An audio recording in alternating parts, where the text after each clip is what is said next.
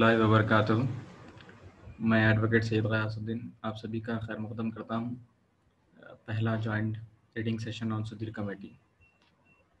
तो हमारे साथ अभी 5 लोग हैं जो जुड़े हुए हैं, जो वेरियस ग्रेजुएट कोर्सेस में हैं।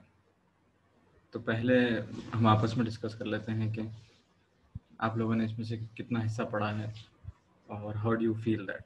आपस में थोड़ी सी हम बातचीत कर लेते हैं पहले अपने स्टडी को शेयर करने से पहले। तो anyone of you who would like to share your thoughts are welcome here.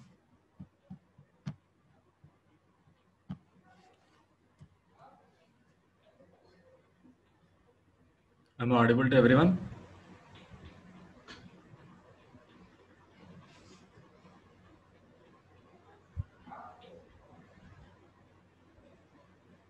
Hello.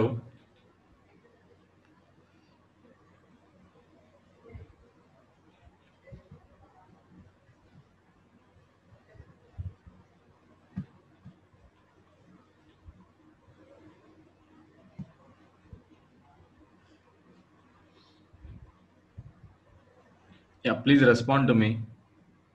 How many of you are in the meeting?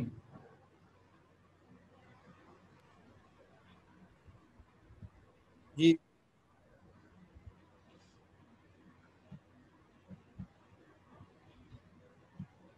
Okay. तो सुधीर कमेटी हमें पढ़ने का हमने तय किया था कि हम लोग सुधीर कमेटी पढ़ेंगे जॉइंटली। तो बेसिक आइडिया सुधीर कमेटी का क्या था और उसके बाद उससे पहले भी किस तरह के कमेटीज गवर्नमेंट ने फॉर्म किए हैं, ये सारी चीज़ें हमारे लिए इम्पोर्टेंट है to understand about the state interaction और state understanding with regard to the Muslim population या Muslim issues. So we are very much aware about the Sachar committee report and then the post Sachar committee report and many other reports that were formed by the government. So one such committee is also report is also of Sudhir committee. The good thing about or the positive thing about the Sudhir committee is that it deals with the specific Muslims of geographical land, specific geographical land, that is Telangana. Second thing is that Sachar committee is based on the census of 2001 and this committee is based on the census of 2011. So which means this is an updated, the conclusions that are drawn out of this report is much updated. तो ये हमें एक important चीज़ मालूम होती है, एक positive चीज़ मालूम होती है कि क्यों इसकी अहमियत है। बट शुरू से गवर्नमेंट की पॉलिसी रही, चाहे वो कॉलोनियल गवर्नमेंट रहने दीजिए या आपकी इंडिपेंडेंट इंडिया की जो गवर्नमेंट रही है, they always form a committees and put these committees into the cold storage. तो एक हिस्ट्री जब आप पढ़ेंगे तो आपको कई बार हिस्टोरियन एक कमेंट करेगा कि whenever there was an agitation from the Indian patriots या Indian nationalists, the British government used to form a committee and then they used to put it in the cold storage. So this is the policy of both colonial government and the independent government, irrespective of Muslim issue or some other kind of riot reports, whether it is Sikh riots or any other anti-Muslim riots of Gujarat and so and so, or Bhagalpur. There are n number of committees that were formed, but no action was taken. So moving on, under which law this committee has been formed is like Inquiry Commission Act 1950, 2 or 3, that deals with that deals with this committee formation. So this is the basic idea or the legality of this committee. So I've drawn few conclusions out of this by reading this committee. This report is altogether of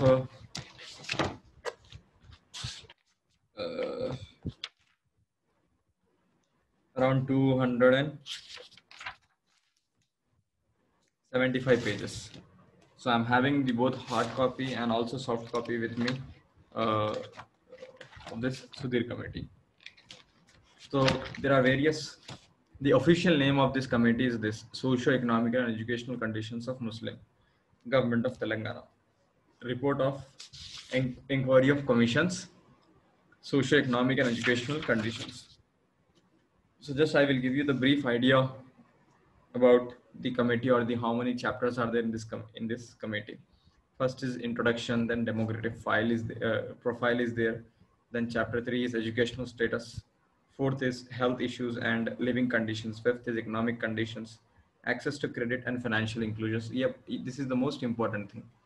Access to credit and financial institutions, then status of a woman, Muslim in government, employment, affirmative action for the development of Muslims. So here we could discuss about affirmative action for development of Muslims. What are the forms of affirmative action that government of India or the state can take? Not government of India, but government of Telangana that can take.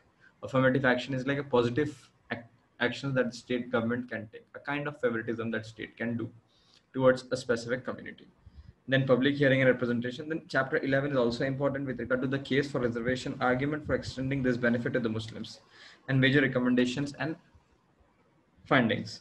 So the final chapter is about the summary executive report. If you are unable to read these whole 300 pages or 227 document, you can read the summary report that is being drawn by these people in the last chapter. So this is the brief framework in which the committee is divided into. Hope you people are following me. Please respond to me. Are you people following?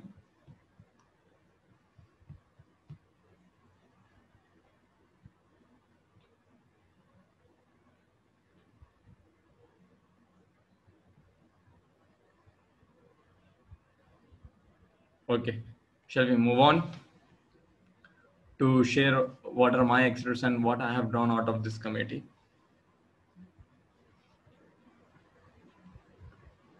So I will be sharing the screen and I will be sharing the document that is with me. You can see that, yeah. So this is the document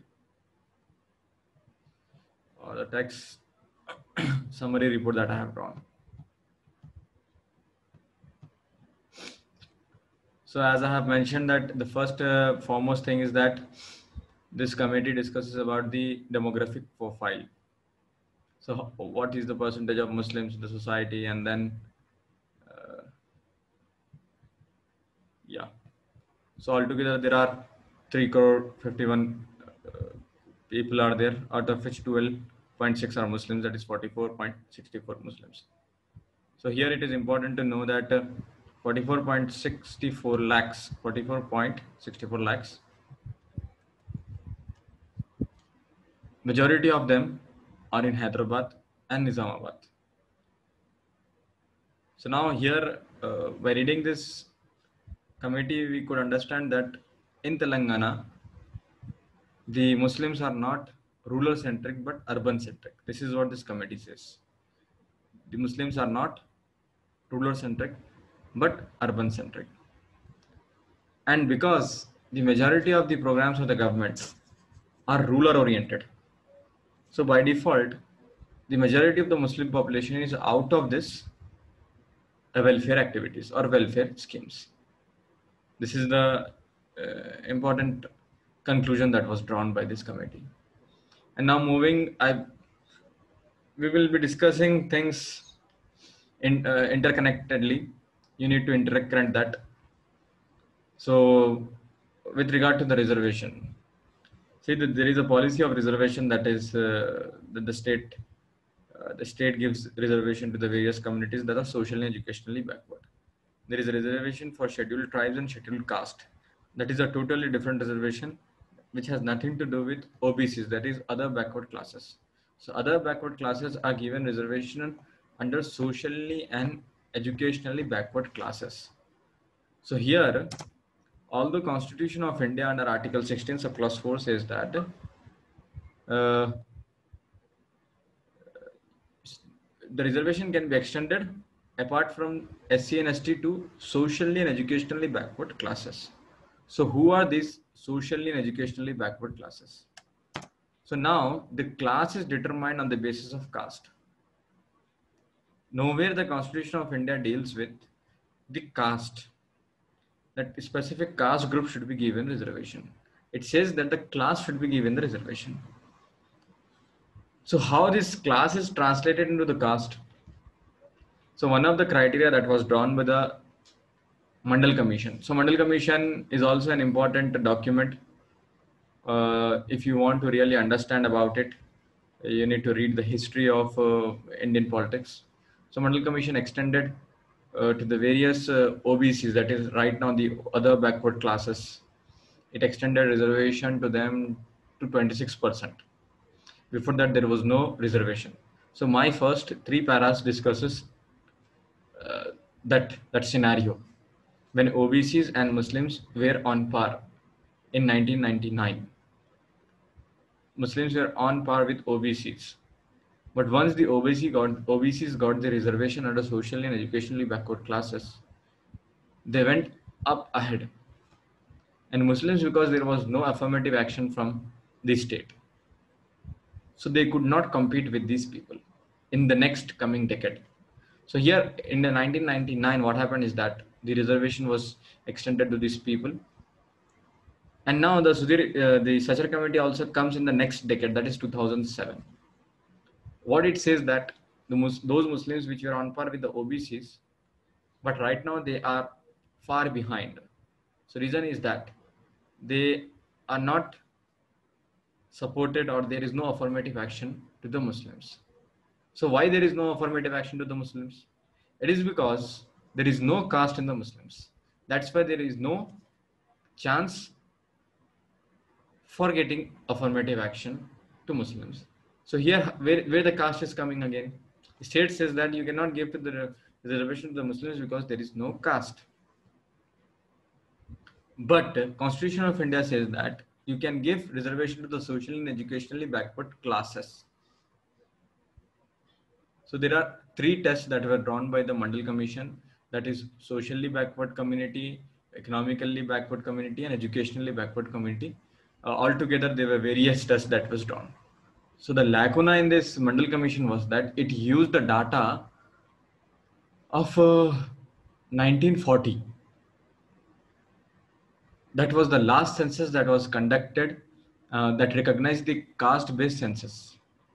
After that, when India became independence, the government policy, the policy of the government was that it had abandoned the caste-based census. So now you are giving a reservation to the people in 1999 based on that 1940 document or census data. And unfortunately, or I should say fortunately, that 1940 census included both Pakistan and Bangladesh. So here, what I'm trying to say is that the whole reservation policy is not based on scientific analysis. This is the most important thing that need to be understood. There is no scientific analysis of that. So if you read Sudhir Committee and especially the Indra Sohani case, I could recommend you one book, that is Courtroom Genius Naini Palkiwala, in which he discusses about by the Arvind Datar and Soli Sorabji. This is a biography of Naini Palkiwala, in which you will go into the details of that discussion on what grounds the people have argued against reservation and how Supreme Court of India has upheld that. So we will not go into all those discussions. But recently what has happened is that the n number of dominant caste are arguing for the reservation. Those who were not socially backward communities are also seeking reservation. One such is the Gujar Jat, and then in South is the Kapu reservation debate. So one of the criteria in the Indian Constitution to get the reservation is the social backwardness. So the premise that is drawn for denying Muslims the reservation is that this community was a ruling community, ruling class for about 800 years, and they could not, they are not backward. So this, I'm trying to make you understand the reasoning behind denying the reservation to the Muslim community as such. But recently, there is a judgment of Jat caste, which says that the caste cannot be the sole criteria for the determination of backwardness. If this is true, caste is not the only reason for the to determine the backwardness of the community, then obviously the Muslims could get the reservation. So this is the legal aspect that I am trying to bring out. And one more important thing is that now the reservation debate is not about the social justice, it is about the representation. See, once with the implementation of Constitution of India, uh, let's not discuss this point at this point of time, but before that I would like to discuss you one thing. So reservation as a scheme was not new to the Constitution. It was inherited by the Indian Constitution through the British governments, that is British Government of India Act, that is 1909, then 1919, then 1935. So now the basic idea of the reservation at that point of time, that is pre-constitution, was representation. But once we got independent, that reservation debate got into or turned into the social justice. Now again, I think with the demand of reservation by the socially advanced group is changing the debate of the reservation from social justice to representation. So the demand of the Gujars or the Jat or Patidar is not based on the social backwardness, based on their representation. They say that they are not adequately represented in the state institutions. And for that very reason, they are demanding the reservation. So here we need to understand, whenever we are also reading, we need not to go into the backwardness or the forwardness of the community, but we need to go with the representation of the community in the government institutions. Why? Because the crux of the democracy is the representation. If there is no representation, then the democracy turn out to be a tyranny or the tyranny of the majority. And to curtail the tyranny of the majority, there should be a representation of that specific group. So now moving on further to the discussion, to move on with the discussion, we'll go with the various various distribution of Muslim population as such. So as I have discussed, the urban population among Muslims is about 26%. Yeah, we will go with the government representation among the Muslims. So, in the government jobs, there are 23 departments, and then Muslims constitute about 77.3, just 7.3 out of 100, whereas their population is 12.68. The most astonishing facts will be coming below. So hold your breath. Now, with regard to the various, the most important government departments are the welfare department, education department, energy department, and home department. So there is just a mere 8.73% of representation of Muslims in the home department. And now, I should say that Muslims are excluded from the decision-making process. They are at the receiving end, but not at the making or the reviewing things. They are the receiving ends. They are receiving the policy. They are there. There is no involvement of that community in the decision making. And if there is no involvement, then there is a question of who is representing them. Who represents them when there is no representation of this specific social group in the state departments.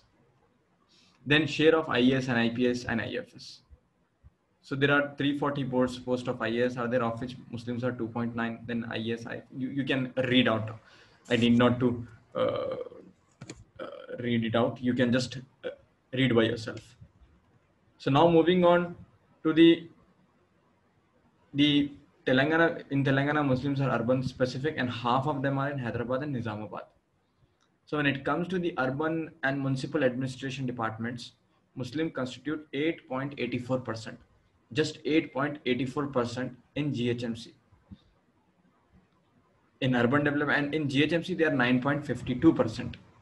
Whereas the population of Hyderabad, the Muslim population in Hyderabad is 43.4.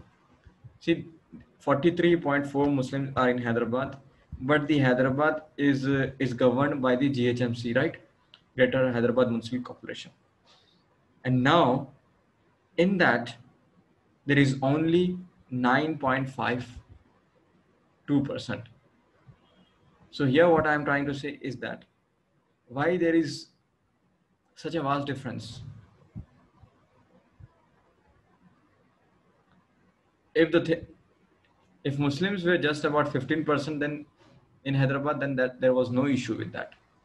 But being a community that is almost majority, but in the government department, they are just 5.52. And it is an important thing that the policymakers need to understand or need to think on that. If they are really genuine about that, if they are not, if they are not interested in that, then there is no need for them to worry about that. So what I'm trying to say is that the alienation of Muslim community from the involvement, from the they are alienated in the in the government sector. They are not into the discussion. They are not part of the discussion with regard to the development of the city, or with regard to the uh, for the betterment of the city. Then who is representing? Who is overrepresented? That is another question for research. Now urban society.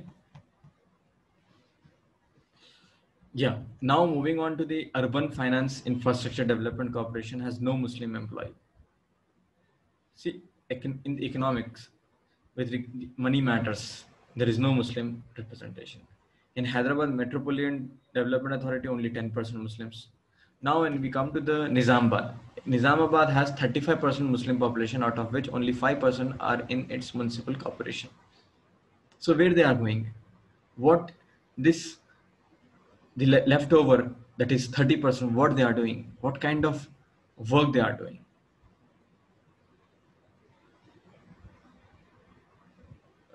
It is an important issue for us to understand where this community is going. Either they are going to Gulf to earn, or they are doing they are into the meager job, or what this community is doing.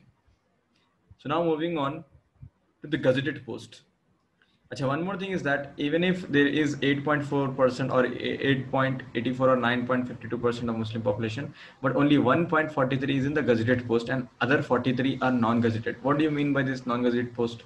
They are all clerks or the junior assistant or the some kind of senior assistant, menial jobs or clerical posts are being given. Only 1.43%. So remember that the Hyderabad has 43% of Muslim population, out of which only 1.43% is a gazetted post. So gazetted post is like a decision-making post in a specific head of a government. And if there is no Muslim representation in that department, the kind of alienation that is going on amongst the Muslim, and that is the reason for which you see the ghettoization in the Muslim society. Muslims are feel insecure when they come out of their ghettos, because they don't see a person of their kind in the government department. Whenever he goes uh, to any government department with regard to any kind of civic amenities, whether it is for the sake of water, electricity, or for the government revenue departments like various SROs or the government health medical departments, they don't see a person of their kind.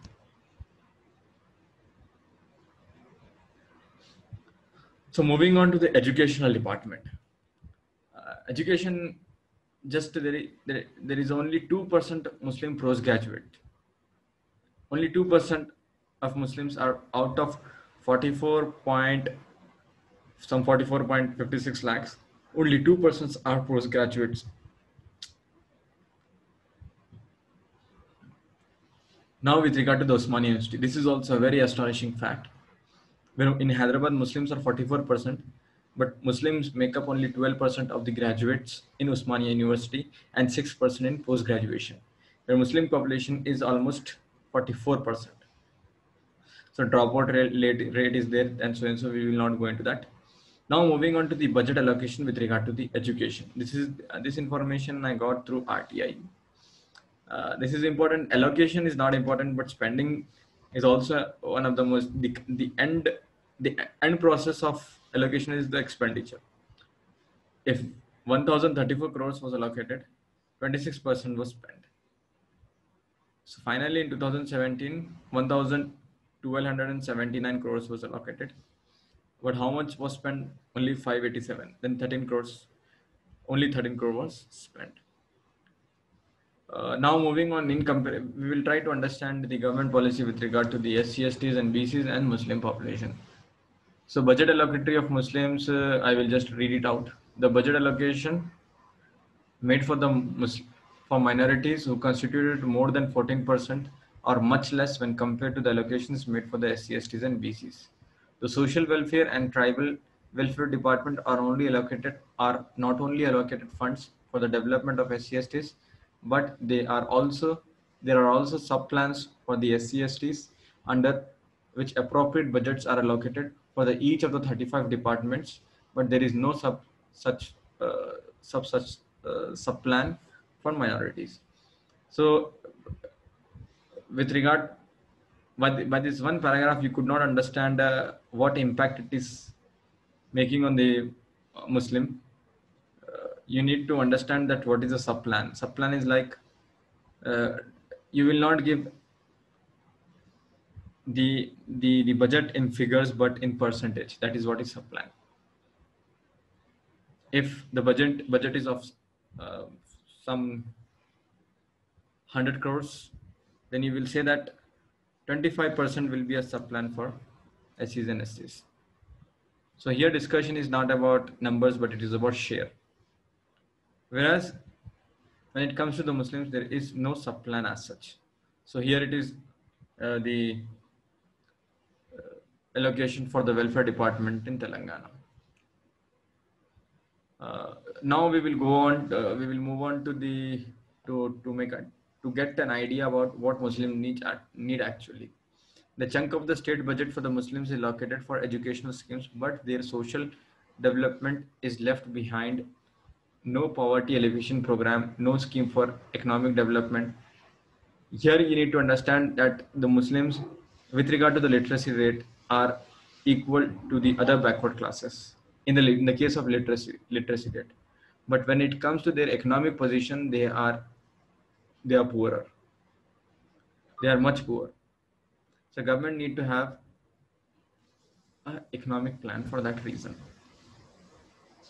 Now here is the share of this whole education 68%, on economic development 24%, and 8% on language. Now we will go with the reservation. So here it is important to know that there is an updated information about what is going on actually with regard to the reservation policy. First thing is that there was a 4% reservation that was given to the Muslims under the YSR Rashtrika Reddy, but it was challenged before the High Court, and a High Court struck it down. And then the state went to the Supreme Court. So right now that petition is still pending, and hopefully the Supreme Court of India will be taking that petition in the coming days. Before that, before this COVID pandemic, there was one hearing that has happened, and then after that pandemic happened, and then there was a lockdown, and now it is not on the roster of the Supreme Court. But Supreme Court will be evaluating that 4% reservation. This is the one thing. Another thing is that the Maratha reservation, as I have mentioned, that the forward caste is also demanding a reservation. For them, reservation is not through social justice, but for the sake of representation in the government departments. So now the Supreme Court of India is thinking about the cap, that is the cap of 49%. See, Indra Sahani case is a very famous case which says that you cannot give reservation more than 49%. And if you are going to give that for more than 49%, it is a violation of Article 14 and so on and so on. It goes against the spirit of the Constitution. So this was held by the Supreme Court, or the Constitutional Bench of India. Now, the Maratha judgment, the government of Maharashtra has given reservation to the Marathas and the Muslims. That was challenged before the High Court, and High Court struck it down, and then the matter went to the Supreme Court. So now recently, I should say 2 days ago, Supreme Court has asked the various states what is their opinion with regard to this cap of 49%. Would they like to what is the reasoning for which Supreme Court of India has sent notice to the other states? So there any chance, or is Supreme Court of India thinking to change this norm? Are they ready to uh, overrule this 49% scheme that was held in Indra Sawhney case? If yes, then how it could help Muslims? That that is that could be a further topic for further discussion or further research. Now, just I will take the quotation of Surjit Bhalla. Surjit Bhalla is like an economic, he's an advisor on economics and also social justice. What beautifully he says that ours have become a Hindu constitution that has worked for the Hindu at the cost of Muslims. The evidence from the government data shows that although OBC started off marginally lower than the average in 1999, they are almost on par with the upper caste now. Though this seems to be a strong statement, it is seen that in several aspects Muslims are lagging behind. So now with the case of economically backward classes, that is 10% reservation is given to these people, that is economically backward classes. The constitutional amendment has happened in the year 2019. So what it says that under this economically backward classes, who can get economically, yeah, EWS, economically weaker section, not backward. Here the word is not backward. Look at the selection of words, not backward but economic weaker. Okay, so now that weaker section, which says that the under EWS, that is economically weaker section, a person who is getting reservation under any other scheme of reservation cannot get the reservation under EWS, which means SC, STs and OBCs are out of the fold of EWS. So who is getting the benefit out of that? It is only those communities that are not availing the reservation. So it is obviously the Muslims are the one who are not availing reservation. See, 4% reservation is given to the state by the state, and that is limited to the state jurisdiction. That is, you will not get reservation under any central government jobs. You will not get reservation in any other kind of central institution, educational institutions. Your this 4% reservation you can avail only in the state government institutions, and on that basis only many Muslim, that is old city guys or n number of Muslim graduates you see now, or because of that reservation, I think so. Especially the engineering, the reimbursement and all those things, that this 4% made it happen. That is the support that you got out of that 4%. So what Sudhir Committee says that there is a need for the Muslims. There is a need for the state government to provide reservation. To what extent reservation can be given? So here is the excerpts of that. The government of Maharashtra approved 16% reservation for Marathas and 5% reservation for Muslims in educational institution in the year 2014. Supreme Court, that is Bombay High Court, state the 16% reservation for Marathas. However, it allowed 5% reservation for Muslims in educational institution. Subsequently, Maharashtra new government withdrawn the reservation. This is the Fadnavis government. So now, because I was very much interested in this topic of reservation and how the state is interacting with the Muslim issue, I have started reading few these kind of judgments. Hopefully, I will be completing in the next month. So here we need to understand how the Supreme Court of India, the High Court of Bombay has upheld 5% reservation for the Muslims. But the Andhra Pradesh High Court has not upheld that 4% reservation. It said that it goes against the concept of constitution or the policy of the constitution. So I should say that to carry forward the thought of Sudhir Committee or the recommendations of Sudhir Committee, we need to read all these kind of discussions. So now we will move on to the Tamil Nadu. What has happened in Tamil Nadu? If there is a Sudhir Committee, then also there is a Mahmoodur Rahman Committee of Maharashtra government, which said that according to this report, the Muslim constitute 10% of Muslim population. They share in the public services only 4.4, and they need a representation, and the government has given them. We will not go into that discussion, but how the Madras, the Tamil Nadu government is able to give 69% to the backward classes, and this is possible only because of the constitutional amendment. There is a seventh schedule in the constitution, and any law that comes under that schedule, the ninth schedule, I think, yeah, ninth schedule, any law that comes under that schedule, the constitution, the fundamental rights will not apply to them, and that law will not be tested on the touchstone of the fundamental rights. So if at all the Telangana government want to implement the Sudhir committee, then they need to get the constitutional amendment, and right now it is impossible for the any state government to get a constitutional amendment to get the reservation for the Muslims.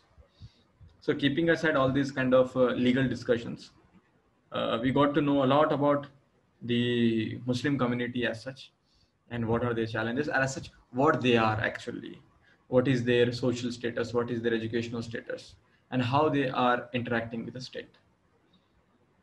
So I conclude my talk. So if you have anything to say, or if you want to recommend anything, you can unmute yourself and go on.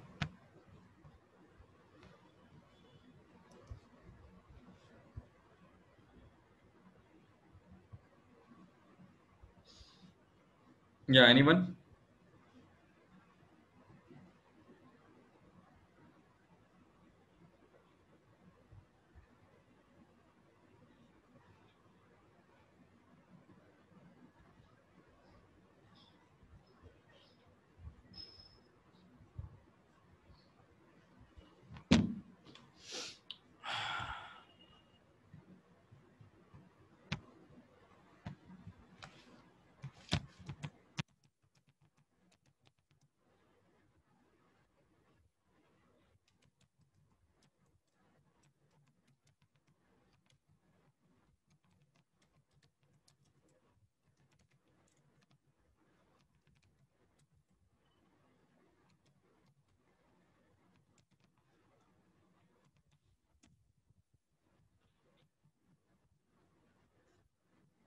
Hello. Assalamualaikum. Yeah, walaikum salam.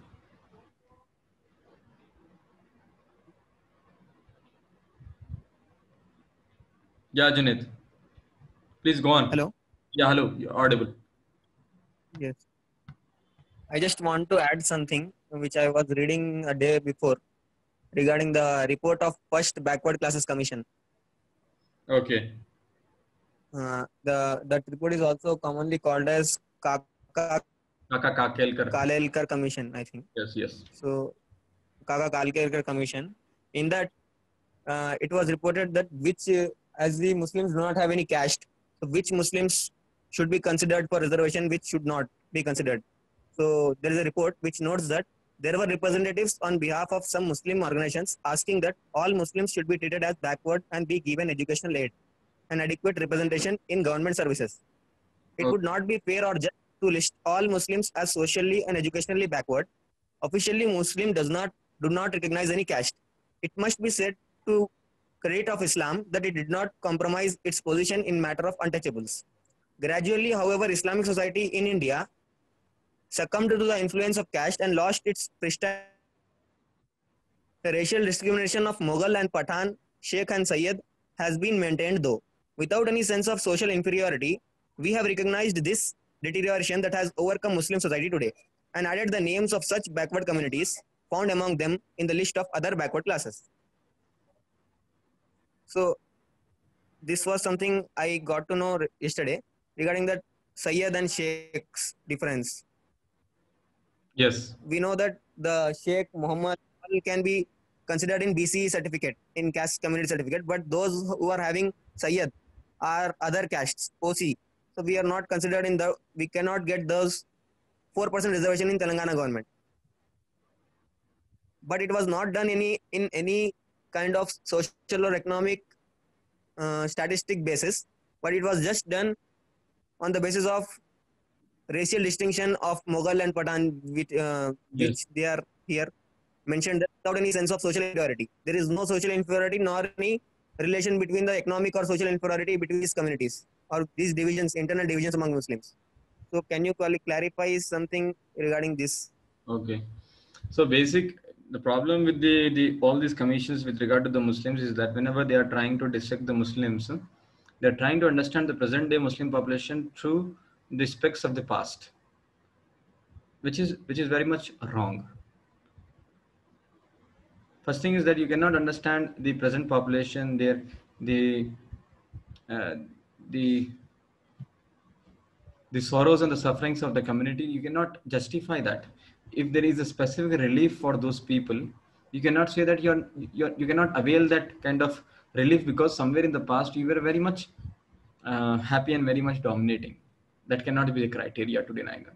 Second thing is that reservation, this concept that there is no caste among Muslims, and that's why they we cannot get the reservation, or we cannot give reservation to them. Whereas there exists a caste in the Hindu society, that's why we can give reservation to them. Itself reflects that the state, or the one who are working for the state, still believe in the two state theory or two nation theory. Why? Because Muslims and Hindus live in a very in a one state, and if one group is is discriminated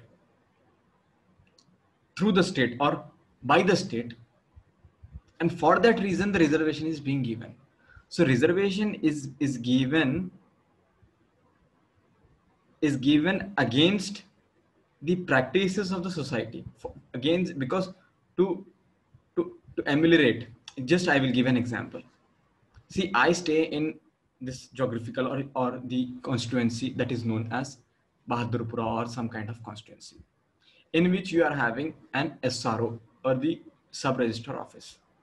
A Hindu who is living in the Bahadurpura region will go to the Bahadurpura SRO. At the same time, he will be going, again, the Muslim and Hindu both will be going to the same SRO. And now, if state says that there is no discrimination amongst Muslim, and for that reason we cannot give a reservation to them, this will not apply in this present scenario in which Muslims are and Hindus are are administered by the single state. If there was a two different institutions that were dealing with the Muslims and Hindus two differently, there was a one Muslim SRO and the another was a Hindu SRO, then the things would have been different, and that idea would have been applied.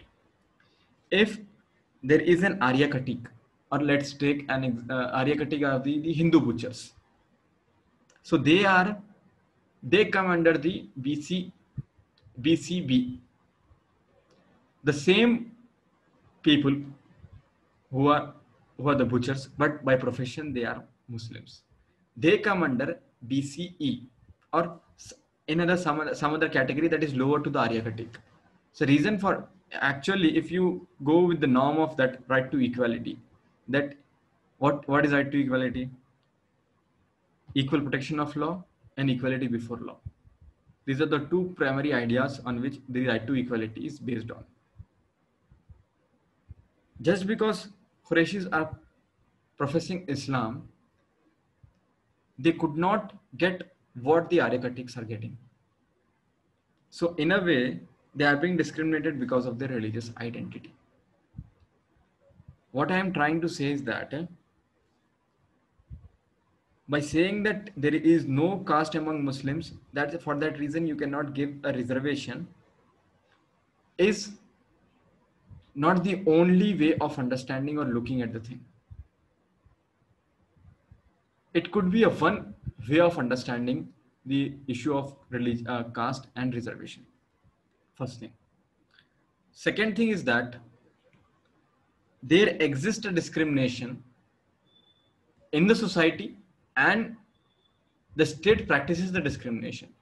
And for that reason, we need a reservation. we need a representation. If there was, see, if there was a two nation, then this would have been applied. But because Muslim and Hindu are approaching to the same institutions of the state for the implementation of their rights, and there are chances that that Muslims could be discriminated because of their religious identity. And to stop that kind of discriminatory practices by the state, we need a reservation. And one more thing, the reservations or the fundamental rights as such are against the state. Hope you people are following what I'm trying to say. Please respond to me if you are unable to follow. Yes. Others, please reply.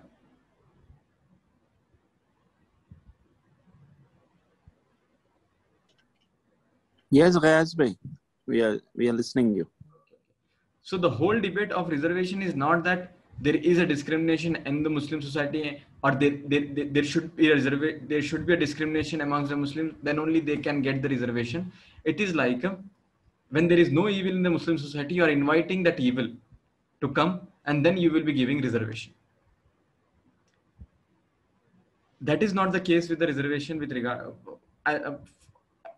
for an Indian Muslims. They need to understand that reservation is given by the state against the discriminatory practices.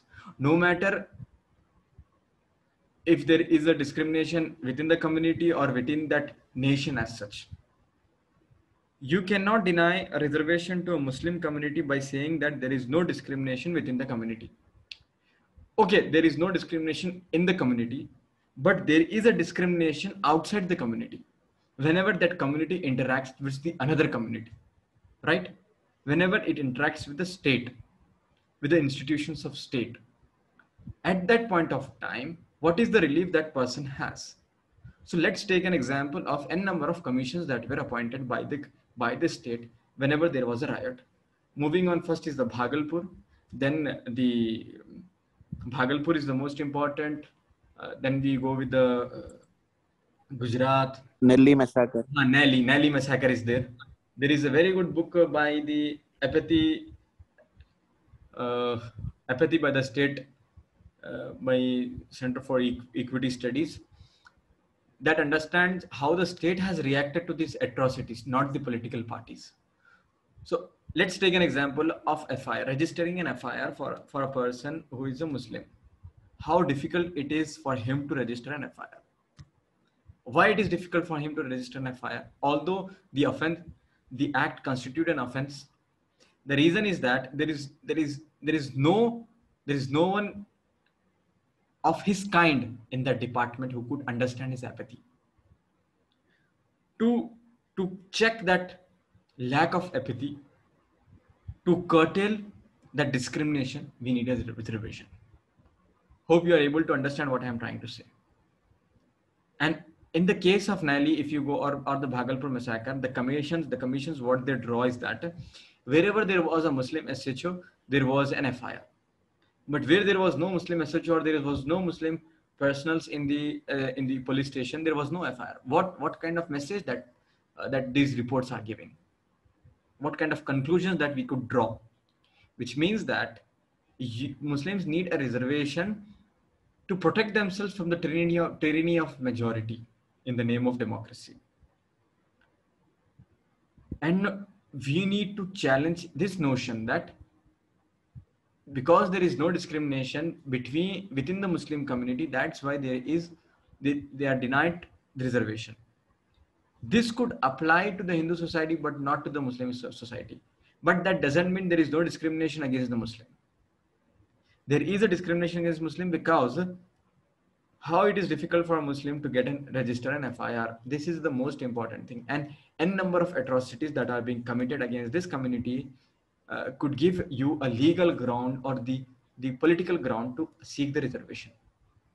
A child is being killed on the running train and no one comes for them for that child to rescue a minor.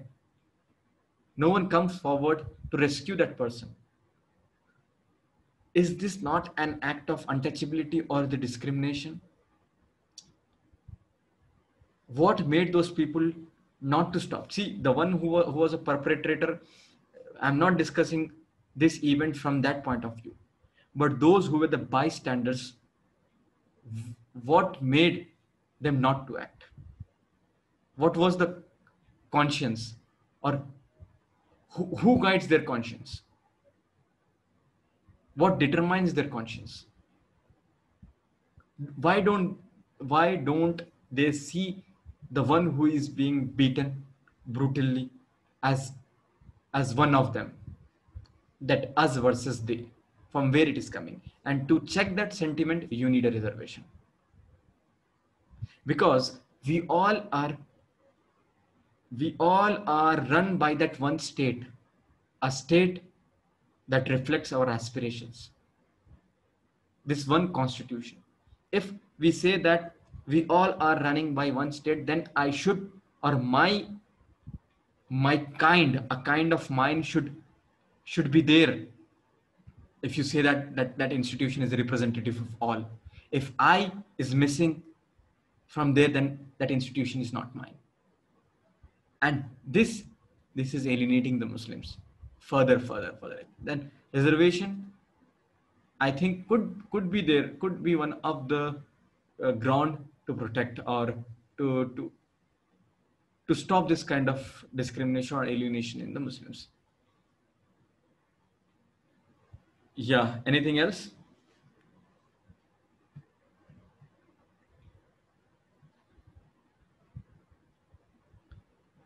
Hello.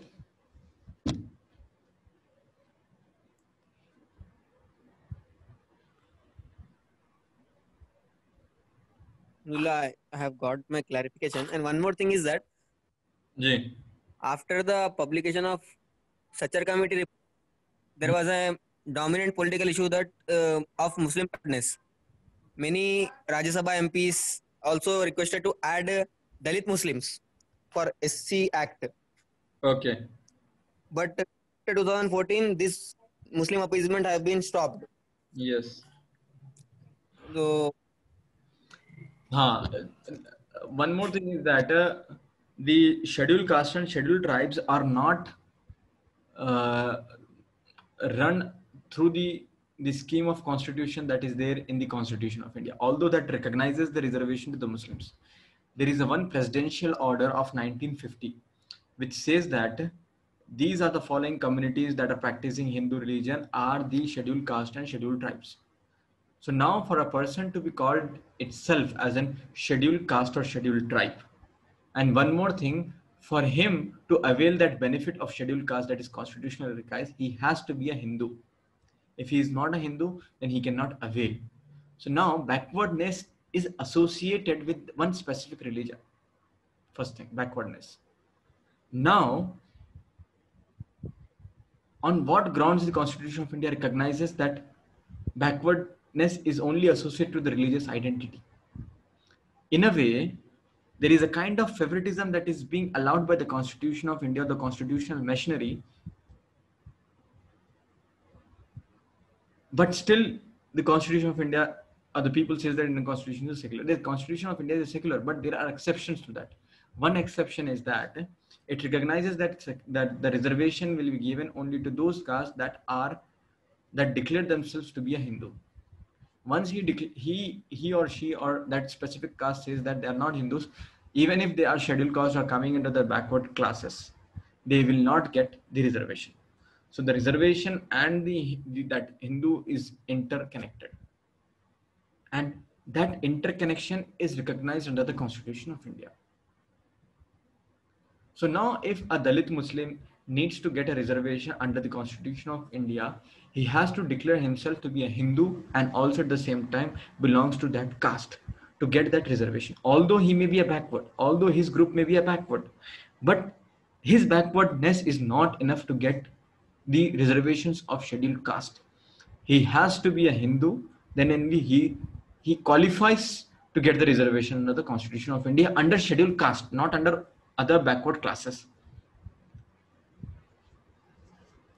Hope you followed. Hello.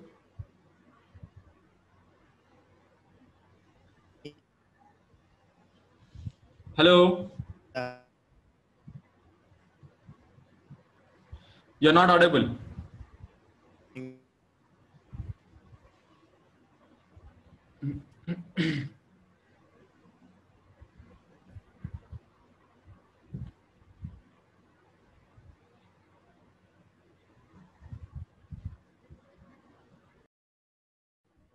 Hello.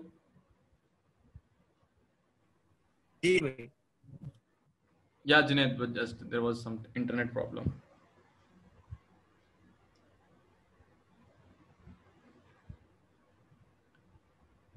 Junaid, you were saying something. Just share one more thing. This is not a question, but I just want to share one more comment from a Mishra Commission report, if I can, regarding this, the same thing Yeah, about reservation and things. proceed. The view that the purpose of reservation is to reform and protect the integrity of Hindu society seems to prevail in recent years. The dissent note of some of the member secretary of Mishra Commission, it argues that the positive discrimination on the ground of social and economic backwardness arising out of untouchability was granted to certain castes professing Hinduism with the objective of achieving the constitutional guarantee of equality. Both Islam and Christianity are religions which originated outside India. These came from foreign lands to India along with traders, invaders, preachers, missionaries over a period of time spanning hundreds of years and firmly established themselves as more and more indigenous people converted from their religion to Islam or Christianity. Both are religions that do not recognize caste. It may be extremely difficult to hazard a guess that about the number of progeny of such traders, invaders, preachers, settlers from foreign lands and scheduled castes who converted the present population of Muslims, Christians in India. What can, however, be said with an element of certainty is that a vast majority of Muslims and Christians in India today comprise the converts and their progeny. This was the note which states that all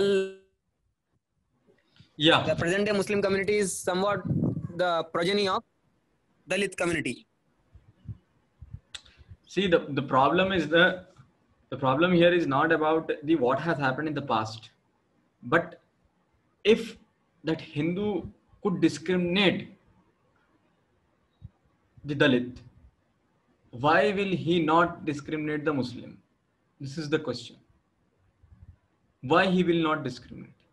If he is practicing a kind of discrimination against the one segment of a Hindu society or one group of people, then what makes you to say that he will not discriminate against the another group? There are chances that he will be discriminating on that another group also, or the different group, that is Muslim community. So this should be idea. Yes. Either we are that is not a matter of question. Are we a progeny of past and so and so, so and so? Things have changed a lot. See, Mughals have ruled India. Those days have gone about 5 or 300 years ago. If they were really the ruler, and if we are the progeny of the Mughals, then why their monuments are under the state? Give those monuments, and we will give those things on rent, and we will survive. Why those monuments are under the state? You are ready to deny my rights by saying that these people are foreigners and these are the progeny of so and so. But if I am getting benefit out of that narrative, you're denying me that benefit.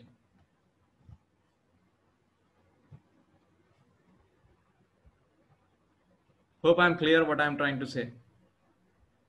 Yes, thank you. I got the point.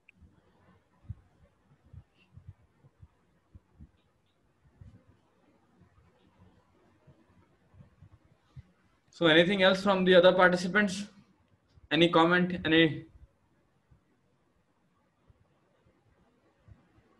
Or shall we conclude the session?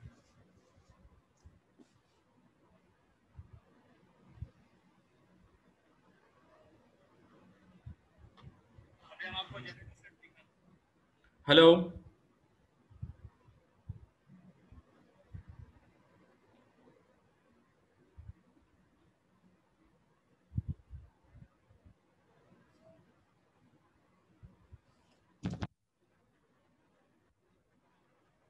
Shall we conclude the session? Please respond to this.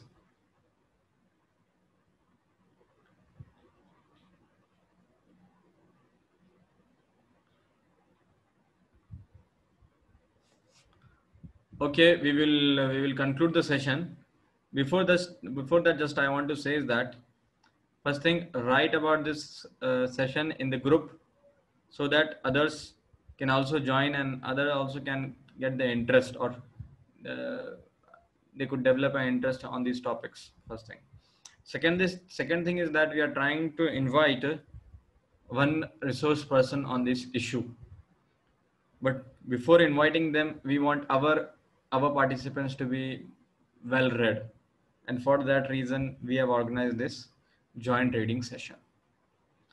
Hopefully the second session or the third session will be of a resource person.